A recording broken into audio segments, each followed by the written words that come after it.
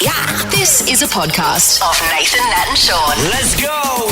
Wow, today Hi, everybody. was amazing. It's on. If It's on. you want to hear about the head of politics here in Australia, Scott Morrison, talked to us about numbers. And, Talk at us. Sorry. Yeah. Then we've got just the thing for you. That's right. Because he was spruiking his budget. We knew this is the way it's going to go. You know, Yeah. it's pretty much always the deal. They're very insistent that we sort of know everything that they're giving us. And I'm not sure if he took a breath in the whole thing. Trent Cooper from the Fremantle Dockers. He's the women's coach. He joins us for a chat. Oh, we're concerned about what's going on in Mundaring at the moment, so we touch base with the crime wave of two stories. We catch up with former actor Aaron Blabey, who, although he's very embarrassed about being an actor, as it turns out, wait till you hear about that. But he has written a bunch of children's books, one of which has been turned into Bad Guys, the movie. Yeah. What did I put in my mouth that surprised Sean over the weekend? I think we need to go. We need to take a deep dive into that too. I thought I had more to give. And what did you keep from your parents? Some unbelievable stories there. This is Nathan, Nat and Sean. We all would have been really shocked when we saw a little while ago the video, the CCTV footage of the guy in the gym in Darwin. This was in October 22nd, 2020 this happened. Yep. So the guy's there benching some weights, right? So on his back, lifting weights. Another bloke was walking with a 20-kilo weight, right? And then next minute pretends to trip over and doesn't just drop, throws that 20-kilo weight onto this guy's face. And then he stumbles down, really bad acting. To make it look like he's and fallen. And then gets up and sort of limps away and then goes and gets his phone and then calls the ambulance to come and There's help no one the else guy. around. Like, it was pretty much just those It two in was the so gym. strange. So he's hurt the guy On purpose. and then he's rang. Yes. Yes, Yeah. and pretended and made out like he fell. been a hero. Except that No? there was, Yeah. except that there was cameras everywhere capturing Cameras it. everywhere. And it was really bizarre because the victim said that him and the perpetrator were on good terms. Yes, They were even they like, hadn't had tagging an each other in argument. social media things. They went to the same gym, weren't friends, but were on friendly Yes. terms. So anyway, the sentencing has happened. The guy with the weight was sentenced to 19 months behind big bars. horse. Non-parole period of 10 months. Yeah, it doesn't Right? seem like a lot. It but- doesn't. For something that calculated, that guy could have died. Yeah, that's Yeah. right. And unprovoked and just out of the blue. It's so strange. The victim suffered multiple injuries, including a bone fracture, a cut above his left eye, facial swelling, headaches, and chest pain. So that's what he got from that, which Yeah. I'm surprised he didn't get his head caved in. That's right. Because that came down hard. Yeah, and 20 kilos is a significant weight. Yeah. Oh, not wrong. The victim does not want to be identified and hasn't to this date. We know who the perpetrator was. We don't know who the victim was. And this might have a lot to do with it. He's been quoted by saying, "I have not told my mum and dad about it as I do not want to stress them out. So I don't want to say much about it." Isn't that something you have to kind of have a conversation with? You've Well, it probably depends. gone to hospital or something. It depends how You see often your parents you see them. regularly? Like if they live somewhere else, you can get away with it. Because the I guess. victim wasn't super recognisable in the video. No, that's No, right. because he's laying flat down. He's laying yeah. flat down and there's a weight on his Yeah. head, and then next minute he's got a towel up to his head Yes. trying to stop the blood. Yeah. So you So you can't don't tell. really see, a clear shot of who it is. But Yeah. this guy has not told his parents that they probably talked about this story and they don't know Yeah. it was him. Amazing. Unbelievable. Amazing. My cousin, she used to work for, run a security company over in Iraq, where she would take she would have armed people with her, and then they would take different people to dangerous areas. Yes. Oh, what a job. There was a TNFA movie that's sort of Yes. like that. What Yep, she does. yep. So anyway, she was at this compound. And she was having to walk between two buildings in Iraq. And then as she was walking, there was a sniper. The red dot of a sniper was on her. Now, they've been told in this compound that if a sniper targets you, don't run, don't duck and weave, which is what naturally would Yes. want to do, zig and zag and do a body Yes. roll. Just walk calmly. Yeah. Why? I don't know, Sean. I don't know. Would you rather get- You know what? It seems like the stupidest advice ever. Either way I'm going down, I want to have a dip for the ground. I do not think the person that came up with the rule has had the red dot on them. Yeah, probably. But I guess what they're saying is that Yes. the sniper may not.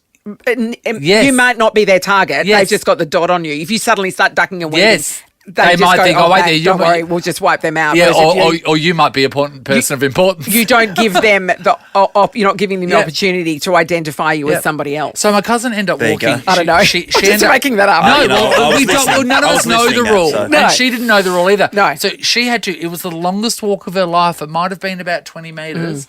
But she had to With a red dot calmly on her chest. walk, and the dot was moving around on her chest, and she just had to walk to this What if it building. was just a few- And so, imagine you just get to the door, you'd be like, dive into the door. But the thing is, Yeah. we didn't know until I she know. had finished and come back to Australia. She So told she us didn't this tell story. anyone. She didn't tell any of us. She didn't tell her mum and dad because she didn't want to worry them. What if it was just God, a couple the of first kids thing with a you did, laser though. pointer? Was that? Oh, yeah. Freaking out, freaking people Other out. kids at the airport. Yeah. Because that's a conversation you want to get on the phone. You wouldn't believe, No, that that's just happened to me right. the day I've been through. I mean, But this she is a didn't want to different- worry them. Yes, it's and you're dangerous in a super enough. dangerous area. Yeah. And Like, you don't want your parents to be constantly worrying about you, and that's only going to add to it. yeah. Yeah, true.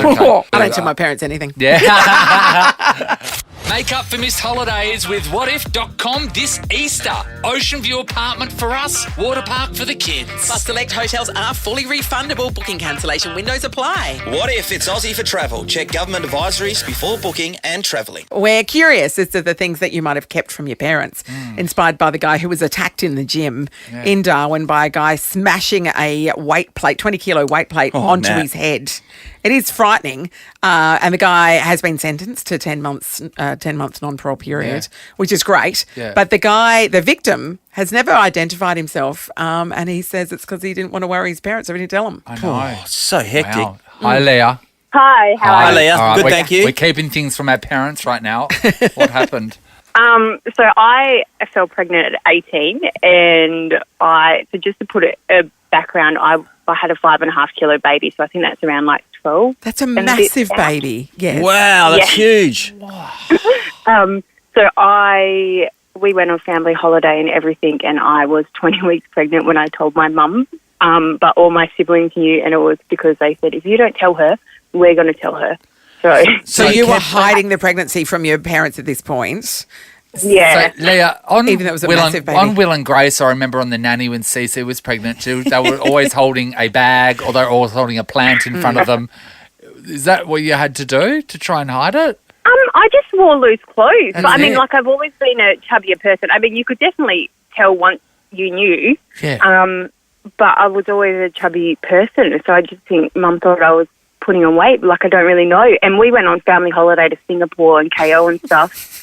And they're all Really wear a big loose jumper there, can you? You're non-stop eating. Really ridiculous You know what? At combinations. least you gave her a little bit of time to get used to it. You Yes. weren't just telling her the day before. That's right. Mum, tomorrow's my due date. Hey, Leah, what's it like being a young parent like you are? So, you potentially be going out with a child. So he's now 10. But it was very interesting, very eye-opening to how harsh the world can be. Yeah. But, I mean, I think especially for me, because I never thought I would be in that position, I learned a lot not to judge people. You don't know what's going on. You don't know no. how they've landed in that position. And I mean, like, I was spat on and all sorts, but What? you can be an amazing mum at 18, you can be an amazing mum at 30. It doesn't Yes. really matter. So, And then also you're going to be one of those like cool young mums. You know Yeah. what I mean? Like, Yeah, Well, the child's 18. She'll be 36. Like, Yeah.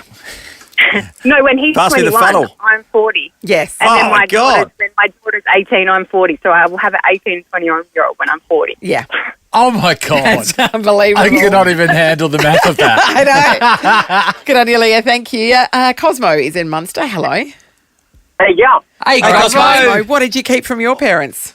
When I was a youngster at 12, I was allowed to start riding the streets, and then one day I went to go for a bush block ride, and I got hit by a car.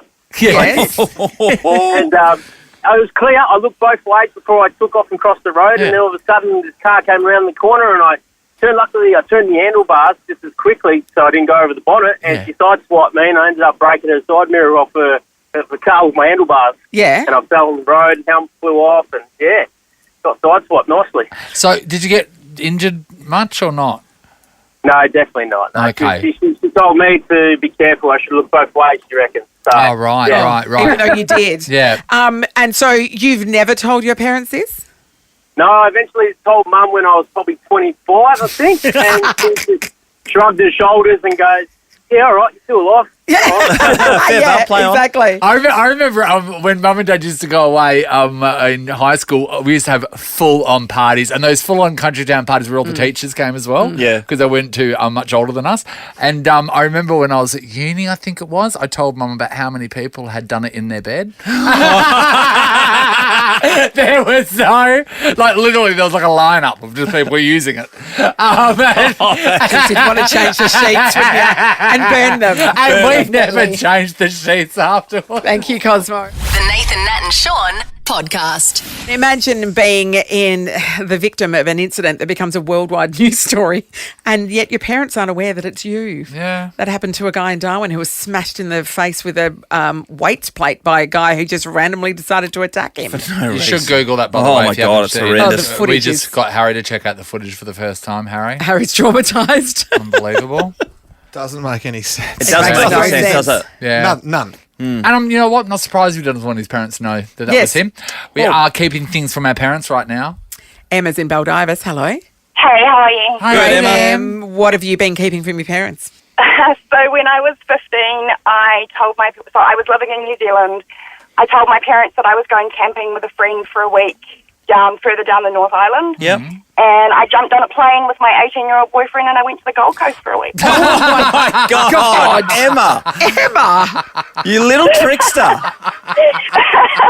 Did you ever tell them? No. No, never. Oh my God. You're that nightmare daughter. Exactly. You're every parent's Oh my worst nightmare. God, Look at Emma. Sean. Oh Sean, my who's God, I'm freaking out, mate. My Sonny's sister's 4 2 years away from that. Oh, well, Emma, did you have a great Oh, yeah, it's time? not that Did long, you have is a it? great time, Emma? I had a great time. I came back. I just kept my passport with me and because they stamped your passport back then. Yeah. yeah. I could never show my passport again because they would have that I've been to Australia. Oh, because my mum would keep. I mean, not that we travelled anywhere, but No. my wife keeps our kids' passports, so it's not something you have in your Yes. And own. and you have to continue keep that. it yourself. Don't let your kids anywhere and near it's them. very clever too because camping meant Whoa. that you would say that we didn't have reception, Yeah. so I couldn't call you. So there was no contact during that time, was there?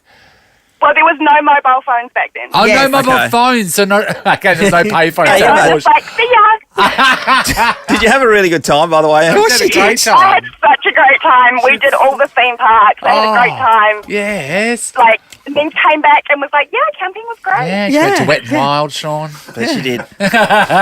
Thank you, Emma. You're a monster, by the way, but thank you. Rebecca, hello. Hello. All right, Beck. Rebecca. What did you keep from your parents? Very, very long time ago. I'm very old now. I was a professional photographer, quite well known. Yep. And a good friend of mine who worked in a certain industry needed a new assistant to help him out Yes. in a underground studio. Okay. So I helped Oh. him out for probably, 12 months, earned a lot of money taking photos. And my parents still don't know. I've alluded to it, Yes. but they don't know. But they question how I earned so much money within a 6 Are we month talking period. porn, Rebecca? She was being polite Yeah, about it. I'm trying to be polite. Yes, Sean, but she was adult industry. Yeah. underground. I'm guessing there was a gimp mask, there Yeah, was it a was cage. very, very professional. You saw some and it stuff, though, didn't you? Oh yeah, I she, you know what? No, saw she didn't just see some stuff. She saw it through the closeness of a lens. That's right. In high Yeah, focus. so- That's how you get the personality, Nath. Yeah, yeah. Yeah, and I was quite well known and did quite a lot of high-end photography. Yeah. So, but I did that during On the during a side. couple of nights a week to earn a little bit of extra money, and Mum and Dad still don't know. Yeah, Well, I don't think so. No, I don't think they know. Yep. When she used to flash, Sean, it was something completely different. Nathan, Nat and Sean. The adults and the kids Yes, are really going to enjoy. There's something in it for everybody. Yeah. A little while ago now, we caught up with Aaron Blabey. Yeah, Sean was at home. It was when you were isolating, Oh, that's Sean. right, yeah. So Sean sounds terrible in this. Not for the first time. No, not you're not you. The Just quality, the line. Yeah. Anyway, here we are with Aaron Blabey. We've all got to see Bad Guys, Aaron, and we We bloody liked love it. it. Well Yeah. done. Oh, you do? Oh, that's great news. Yeah. I'm really pleased to do. That's fantastic. Aaron, was there a lot of discussion? Because of course, you wrote the books, but you are the executive producer on the movie. Did you have a lot of discussion about how a snake would wear handcuffs? They're the details that I left to the experts. No, but the discussions were always about, and that's what was so great about dealing with DreamWorks, is the discussions were always just about the spirit and tone of maintaining the spirit and tone of the books, which they just did really, really beautifully. And it comes from that stuff. It comes from those little character details, which they just have such an eye for, and they do with such panache. Because on that, actually, Natalie, when Mr. Snake would do a fist bump, he used his head, and I thought, you would use your tail. Interesting. Anyway, these are the things. These are where our brains went. Well, I was thinking also, you've got the shark, the largest animal of them all, and he's the master of disguise, which is very interesting. So funny. That's one of the gags that's directly from the books, and I was so pleased when they sort of embraced that as warmly as they'd always just tickled my fancy. I bet. Great white shark walking around trying to blend in, and somehow doing it purely in the books, especially. He does it purely it's just his commitment and confidence that that allows him to get away with it, and they've picked up on that too. It's really good. I want to go back to when you're an actor, right? Yeah. So you're an actor, and then you decide to do a career change. It's quite a pivot. So you're obviously artistic, and you decided to go down another route. Were people saying, "Oh, don't leave the steady word of acting"? What was that? Because it's just like, how was that for you? And did you have a long-term plan? Did you think that this is where you were going to go? I've gone on record a number of times as saying, like, I'm so deeply mortified by the period of my life where I was an actor, because I just feel like I genuinely believe I was terrible at it. I'm not talking about That's the jobs not true. That's not true. I'm not talking about the jobs that I was in. I'm not criticising the actual shows or plays or whatever. Just you in them. I think I was rubbish as an actor, but I was doing it because the impulse as a kid was just I was just a movie obsessive. I love movies, and that's all I think about all the time. So I started doing that because that was kind of like a teenager's version, I think, of going, I want to be involved somehow. Maybe I could do that. But I just don't think it never really fit me. And then by then going on this weird serpentine route around the universe to get to where I am now with this, I did all kinds of other things, and they've all kind of added together to put me in a place where it for the first time, it feels very right. And I think part of it was that impulse as a kid of loving movies. The thing that I loved was the people who would invent universes. And when I found the bad guys, when that idea hit me, I knew it. I knew it instantly that it was the thing I've been looking for my whole life. Amazing. But you got to look at it financially. You're kind of thinking, I'm leaving. I've got some gigs here, and I can be on these shows. I can improve. But I'm going right outside. You don't know if you're going to earn a crust by doing this. No. And I couldn't sell a book for love nor money for about 8 years. Like, there was all my first books were very warmly received, but like no sales to speak of. And I had 2 little kids. Yeah, I worked at an advertising agency, and I taught, and I did all kinds of things. And it was at the age of 40. It was my last shot. It's amazing what desperation can do. I thought I've got to give this away if I can't make this work. And in a very short space of time, the Bad Guys Pig and Thelma the Unicorn all sort of just popped out. Over 30 million sold? Yes, it's ridiculous. Well, what's the number now? Do you have the figures? Yeah, I mean, I'm not sure if they've all sold yet, but no, the last we check in every few months, and the last count, Scholastic let me know that they'd passed the 30 million mark. See, that's extraordinary. So are we going to expect movies of Pig the Pug or Thelma the Unicorn as well? Has that been optioned? So Thelma's deep into production at Netflix. Yeah. It's an animated movie musical, and it's being directed by Jared Hess, who made Napoleon Dynamite. Oh, wow. And a movie I love called Masterminds with Zach Galifianakis and Kristen Wiig. It's great. It's so good movie. Jordan. Yeah. And that is up and running. There's another movie I can't mention the name of the movie or the studio because it hasn't been announced yet. But there's another brand new thing of mine that's being turned into a film. And Pig, I've been deliberately holding back on Pig because we have plans for him. But you'll hear more about that. Big Pig plans, right? We're looking forward to it. Yeah, but there's lots happening. Well, everyone should go and see The Bad Yes. Guys. It's absolutely, it's edgy. That's what I like about it. And it's a great animated movie because it's got a lot for the adults as well. Yeah. There's a lot of little detail in there that adults will love as well as the kids. And if anyone is able to watch it from prison, you'll see the simple act that you can do to be let out. It's a piece of cake. It's a lot of hate. We love your work, Aaron. Keep it up. And can I Thanks, just point Aaron. out as we finish up that you won the AFI Institute Award for Best Actor in a leading role in a television drama, so you can't have been that bad. It's been an accounting error or something. I don't know how that could possibly have happened. Later in our show, we'll say the other people that were in the category and we'll talk about how rubbish they must have been.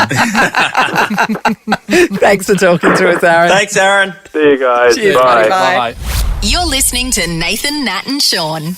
Mundaring seems like a lovely place. It is actually. hills? It's really nice up in the hills. know? My brother-in-law's up there. I feel like that's where life is wholesome. It's like you live a simpler life. You do. I think. It's Yes. like being rural, but in the city. That's right. I had friends that lived in Stoneville and they were on like a property with like woods. And Woods. trees everywhere. And they go for a walk on their property amongst Yeah. the woods. The other thing is you're up high, so you can be high and Oh, mighty over the sure. city. Yeah, Look down on the rest of the world. I know. It's where you would make chutney yourself. Always. Constantly. Possibly sell it out the front of your house on a that's trestle right. table. That's a Mundaring life. Okay, you wouldn't pay tax on that. Yeah. No way. Well, if you haven't made chutney, honesty you might box. want to get some fast food though, Sean. Righto. And there's a couple of crimes that have happened in Mundaring, which is very concerning. Wait, It's very what's going on up concerning. there? It's the Mundaring police charged an alleged Stoneville drunk driver who could not navigate through a fast food drive-through. I saw that. Right. Imagine being so drunk you can't do that little drive from the speaker box around the corner to the window. You should not be behind the wheel. No, you should not. Sometimes when they... but What let's did he, just what let's did he take that blow? away. Do we know? I don't know, Natalie. God. He All of blew, it, Nat. Natalie, All he of it. blew them away. Yeah. That's what it was. blew his licence I up. would love to have heard the order. Which bit do you think? At which point did they alert the police? Which point? When he's sideways in the drive-through? Was it then? Oh, for God's sake! So that's concerning. That- Because Yes, that's it not is. the Mundaring way. No. And then there was this from the police, Mundaring Police Twitter account. Mundaring Police have arrested and charged a 44-year-old Mundaring man with criminal damage. He will appear in Midland Court. Will be alleged that he damaged 96 beehives. 96. He really hates honey. Causing the death of 47 colonies. The bees are suffering enough You're without joking. idiots vandalising their hives. So what did this person just go around basically with a Also, baseball bat just all thought this I is know. like a Why pinata? fraught with someone dangerous because have- you're making them angry. Why would someone have a problem with Bees. They really hate pollination. 47 colonies wiped Wasn't the out. same guy who... What? He had a few jars and he needed to go out and just, start taking to these beehives with a baseball bat, perhaps? Sean. There's more than two people in Mundaring. When you're going to say a word, you want to know how to stop at a controversial Yes. part. I just got confused with That wasn't another a swear, word. but gosh, it sounded like it was very close, didn't it? Got some very strong thoughts about beehives. Yes, I do. Well, we all die if the bees aren't around. That's Is that right. correct? We need the bees. How we Look after doing? the Mount Mary bees. needs the bees because people will jar the honey and sell it out front of their house on That's a right. trestle table. Oh, Mundaring. Hey, Mundaring, settle down. Settle down. You're out of control. Settle down. Back into line, And 3 please. jars of chutney, thanks. Yes, please. And some honey. We'll take some honey as well. You're listening to Nathan, Nat and Sean. We're off to check out Fremantle Dockers coach. We'll say g'day to him, actually, for the AFL women's team. And they are in a prelim final this week, and it's none other than Trent Cooper. Good morning, Coops. Yeah, good morning, Sean. Hello, Coopy Doopy.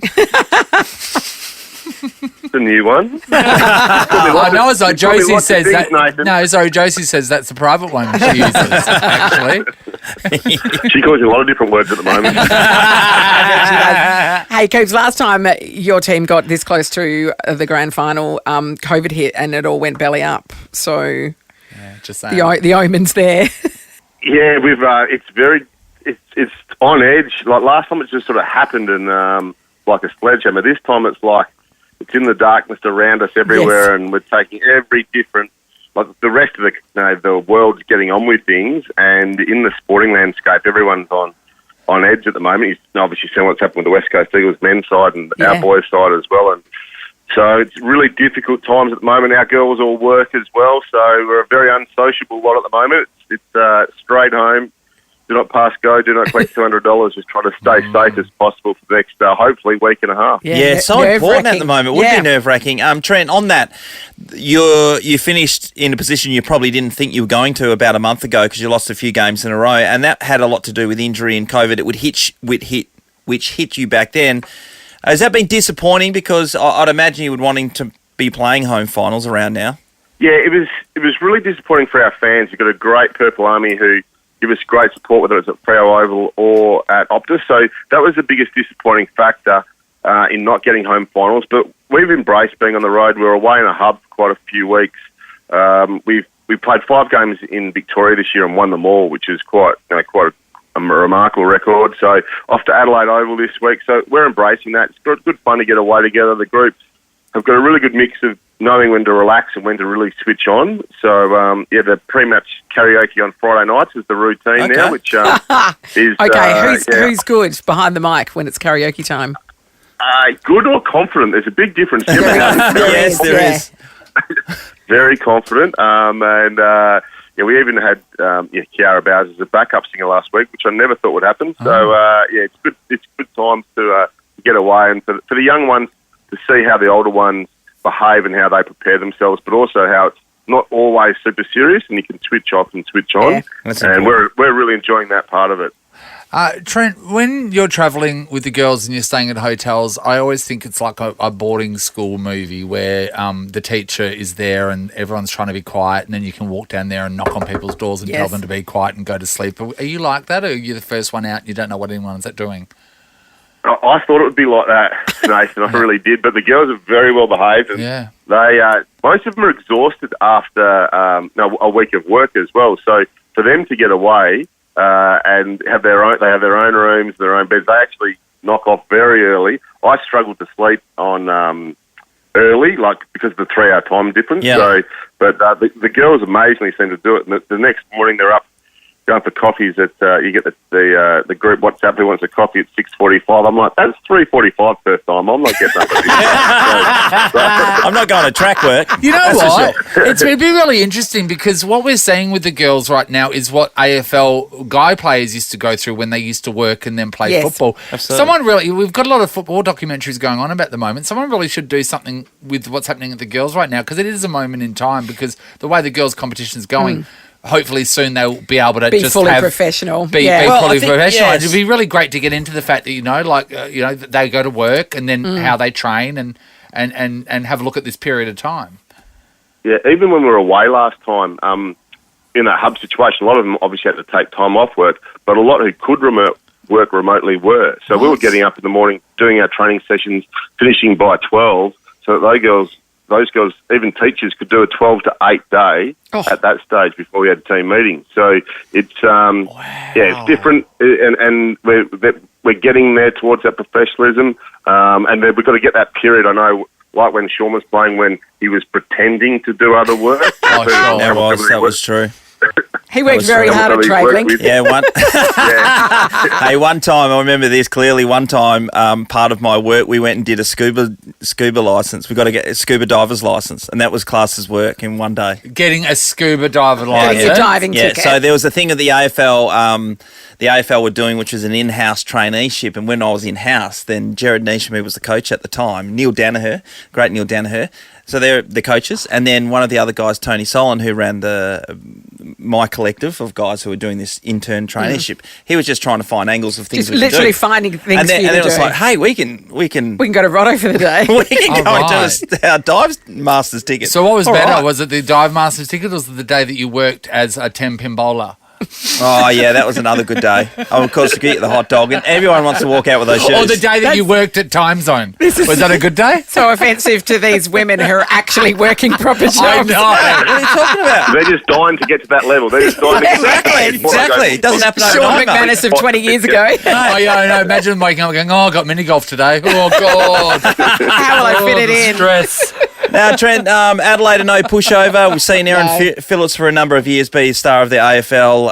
Of course, she's had knee injuries and the like, but this is going to be a really tough assignment. Yeah, it is. They've been the benchmark of the competition since it began.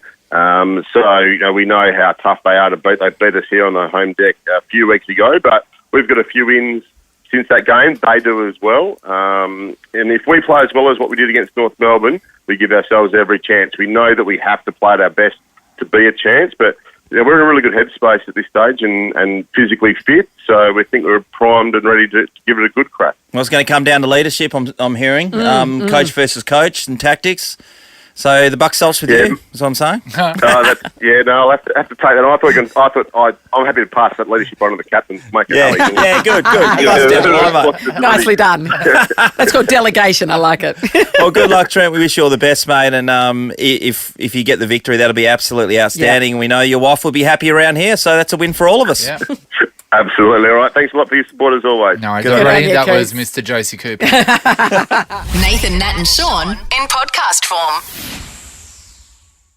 Big congratulations to the Perth Lynx in the WNBL. They've been able to make it through to the grand final against Melbourne. And the good news is, what's happened is they won the first game in a series against the Canberra Capitals. Yes. And then the Canberra Capitals team all got COVID. Ah. Perth flew over there to play the game over in Canberra, and they weren't able to play the game, so it was going to be postponed for, a period give of them time. a week or so to... Okay. But then the league decided, okay, well, we need to move the game back to Perth if we can, because it's a 3-game series, and the Canberra people said, well, we can't do that. We don't know the health of our players, whether they'll be able to play in that game, so they have to forfeit. Oh, well. Imagine forfeiting at like that level. It's I know. extraordinary. I mean, the Eagles almost had to do it last Sunday, but yeah. But on the other side of things, by the way, why didn't in the NBL just bring in a whole bunch of people top from up the stand? Yeah. So that worked. So that's it. They've lost nothing. Yeah, so the Lynx are through the grand so final. the Lynx get through. Is that the best way to make a grand final? Yeah. I mean, by the way, you're preserving your fitness of your players. Oh, no one got injured. Yep. Canberra Capitals, not a good name. What does the Capitals mean? Well, as in capital city. Yeah, but that is. Yeah. Like, literally what it is. Are they called the UN Capital? What are they called? The UN Capital or the UC? UC Capitals. But in the NBL, back in the day, they were one of the first teams in. Yeah. So Carl Bruton originally played for the Canberra Capitals before he came over to play for the Wildcats. Well, Phil Smythe. Phil Smythe. If you're not winning, you learn. Didn't he play for Canberra Capitals, didn't he? I think a guy called Herb McGeechan. Oh, yeah? Yeah, he was another guy. Anyway, moving on from that, big news in the surfing world. You guys would know about this, obviously. Yeah, dude. Clearly. Dude. Mick Fanning is back for the Bells Beach Pro, which obviously. kicks off in about... Yeah, he called me and said, should I do it? I said, yes, Mick, you should. Yeah, and I read the Gnarly Times. I said, enough rescuing people in flood zones. Yeah. Time to get back on the surfboard. Did you have any reservations for Mick coming back? He's 40. No, he's fine. Hey, Sean, 2 words. Sean, the ocean doesn't judge age. 2 words, Sean. Kelly Slater. Yeah. Well said, Nat. Here's Mick Fanning. Bells is one that it's really close to my heart. It's something that if I was ever going to do a wild card, that was the one that I really wanted to do. I love everything that comes with Bells, the history, the cliffs, the gathering of all the people down at the car park. It's so awesome. So, yeah, it's something that sits in my heart. Sits in his heart. I'll be watching it. History. One of the things about Mick Fanning, it doesn't... I mean, not everyone's into surfing. You guys are mad into it. Well, of course we are. Then there's me. Yeah. But because he punched the shark in the face, and he's helping people out on his jet ski when the flood's happening, he would never, ever lose any kind of value in his life. Oh, yeah, he can do no wrong. Yeah, we send each other friendship bracelets with beads, and Natalie and I go to the beach and we like... How do you make them? It's a macrame. You ever thought about taking them to Mundaring and put them on the dresser table? Oh, next to the honey and the jars of chutney. I would, but it sounds like they might get stolen at the moment. This is a podcast of Nathan, Nat and Sean. Open up your wallets and catch it, everyone. Oh, there's money galore. Oh, some got me in the eyes. The federal budget. And to talk us through it, we thought we'd go straight to the top. The Prime Minister, good morning. G'day, how are you? We're wonderful, Prime Minister. Hey, we did see, and the guys are just alluding to, you're making it rain in last night's budget. Everyone would be happy with the amount of money coming back, but I always wonder, okay, if you're giving out money, at some stage, who's going to pay for it? Next generation won't be us, Sean. We're fine. Well, it's a very good question. And over the last 12 months, since the last budget, we've been able to improve the budget position by over $100 billion. And the way we've done that is getting more Australians into work. You get someone off receiving welfare and paying taxes. That's how you turn a budget around. And that's why having a strong economy, which is taking more people into work, putting more apprentices on, keeping those apprentices in place, supporting key industries, particularly like the resources sector in WA. I was over there when we were speaking last and talking about some of the things we're doing on that. That's really turning things around. And that means that we can go and provide the cost of living relief that Australians need right now. That's why we're making those payments. Is it going to bite anyone on the arse? The debt, we're talking $1 trillion, right? Well, what we're talking about specifically is $250 for pensioners to deal with cost of living pressures. We're talking about halving the fuel excise. That's halving the tax on petrol for the next 6 months because petrol prices have gone up. And they've gone up because of what we've seen in the war in Ukraine. Now, you know, that's something we've got to deal with. On that, sorry, Prime Minister, the fuel excise, which is great, and people go straight away, that's something that I can see relieving costs that affects now. me every day, But do the petrol stations have to pass that on, or can they just pocket that? Because No, they've got to pass it on. They have to? Yep, and the ACCC, which is the policeman on this, the police officer on this, I should say. Oh, the fuel cops. They have fines that they can impose on those retailers if they're not doing the right thing, and they have strong powers to do that. Now, we don't expect to see that flow through to the Bowser for a couple of weeks because, I mean, they've already bought fuel, which they've got in their tanks, but when they fill up again, then we would expect to see that starting to pass through. But the other thing we've done is on the 1st of July, when people can put their tax return in, we've increased the tax cuts for them by $420 for those earning up to about $126,000 a year. And that means for some of those families, on top of the tax cuts we've already given them for this year, that means, you know, a couple earning around about $90,000 each, they'll be $3,000 better off when in less tax. And that helps dealing with all of these cost of living pressures because we've come out of this pandemic stronger than pretty much any other advanced economy in the world. The United States, United Kingdom, Germany, France, Canada, Japan, Italy. And that means we're able to do these things. We knew when to put JobKeeper in and we knew when to stop it.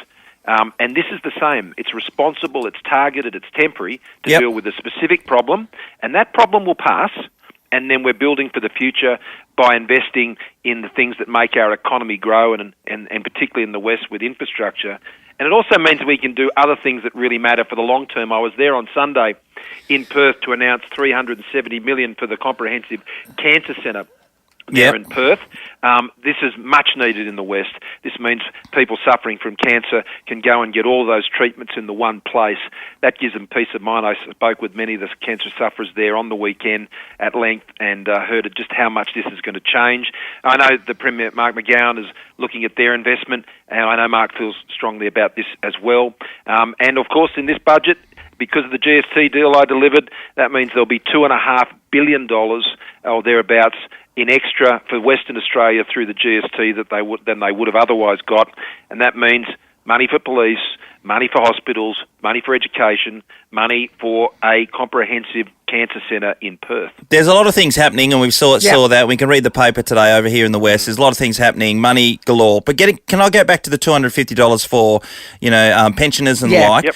Is that enough? That's a drop in the ocean. It's not enough because I was speaking to my parents about it last night, and $250, that'll probably cover some bills that they already owe. It gets eaten up very quickly. The cost of living has risen so much, and it's just a real shame, Prime Minister, because our elderly people and our pensioners, they've worked their entire lives. They've paid taxes. They've contributed to this economy, and then at the end of their working careers, it just feels like we should be looking after them more and not having them worry about whether they can turn the air conditioning on or whether they can pay for the extra cost of food because everything's going up. Well, I'm glad you raised that. It was only less than a fortnight ago that the pension went up again. Yeah, but it's not enough, Prime Minister. It went up again. Well, remember, the pension costs well over, around about $50 billion a year. Yeah. I'd be happy to pay more to small help changes. them. I mean, $50 billion a year, and that would mean higher taxes and all of those things. But that's why there's another measure in this budget, which we announced last night, which is called the safety net. for getting your medicines. Now, older Australians, it's not a choice whether you take those medicines or not. They give you quality of life and they prolong your life. Now, we've reduced the number of scripts that you need to get on what's called the safety net, which means you pay a lot less for your medicines. And that's really important, that they get those medicines cheaper. On electricity prices, they've fallen 8% in the last 2 years because we've been investing in reliable, affordable energy. And so, we're putting the downward pressure on electricity prices as well. The cost of living relief now, when pensioners, they fill up at the same bowsers as everybody else when it comes to fuel prices, and that's designed to help as well. So maybe we need a pensioners bowser. Maybe that's the answer. We have a pensioners bowser. Oh, well, just a whole bunch of gophers. How long will that take to fill your up? Maybe that's the answer. You wouldn't want to be in that line. How long would you have to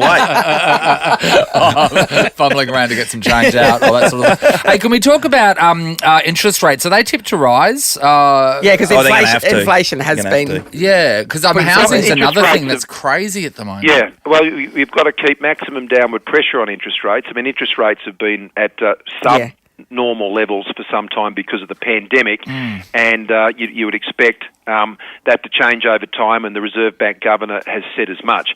But we've been keeping inflation down compared to other countries. It's less than half what it is in the United States at the moment, way down on what it is in New Zealand and the United Kingdom and other like economies to Australia. We've retained our AAA credit rating. This is very important. Just like listeners go out there to get loans, you've got a credit rating that determines how much you pay and how much you can borrow. We have the same, and Australia is one of only 9 countries to have retained the top level credit rating. And one of those big agencies last night saw our budget and they said, "Yep, you're AAA." And that's an endorsement of financial management, because if you can't manage money, you can't manage the economy. If you can't manage the economy, then you can't pay for pensions, you can't pay for Medicare, we've got the highest bulk billing rate we've ever had in this country under our support for Medicare. You can't pay for a Perth Cancer Centre, you can't pay for the infrastructure that you need to pay for. So a strong economy, and who can best manage the economy, that's the choice at the election. Well, the opposition leader was in here, Prime Minister, he was in here, and one thing that gets everybody's ears up, he says wages need to go up, and he'll make sure that wages go up. So, well, how's he going to do that? Well, he said wages will go up under his government. Yeah. That's what he said. And everyone, I can tell you, everyone goes, "Whoo, yes, I want more money." Yeah, that's what they want. Wages are starting to rise now because our economy is strengthening and because we've got unemployment down to 4%.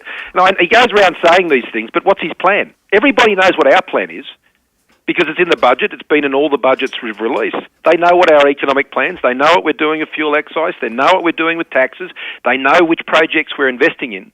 But this guy hasn't laid out a plan at all. They call it being a small target. Well, I just call it being a vacant space. You got to know what his plans are. You got to know what he's about. People. Well, I guess we're not officially in an election campaign yet, Prime Minister, because you haven't called the election. So no, you don't get a leave pass like that if you want to be Prime Minister. Yeah. You got to tell people what you're going to do and how you're going to do it. Now, people know what I'm doing. People know what we've done. They know we've taken unemployment down to 4%. Western Australians know that I delivered the GST deal, which means there's $2.5 billion coming extra to Western Australia every year for a forever deal on the GST. They know what we're doing about the Perth Cancer Centre. They know what we're doing about the mining and resources sector, and we'll protect those jobs. The investments in the Pilbara that we've announced in this budget, people in Western Australia know that they may live a long way from the Pilbara, but they know what they do in the Pilbara makes sure that their wages go up and that their incomes are supported, because what happens in regional Australia pays for the rest of us. And we've got record investments, whether it's in the Pilbara, Northern Territory, other places, that will really generate the wealth for this country in the years ahead. So they're my plans. And you said that you would announce when the election, officially call the election once the budget was done and dusted. So when's that happening? Saying May 14? Well, it'll be in the middle of May. Middle of May. Oh. 15 then. Oh, it's a day off. Sean, you once again, bad tip, Sean. Thank you. Yeah. All right. Thank you for your time, Prime Minister. We know it's a busy day. Good to talk to you. All the best. See you, mate. Nathan, Nat and Sean is a Nova podcast. For more great comedy shows like this, head to novapodcasts.com.au.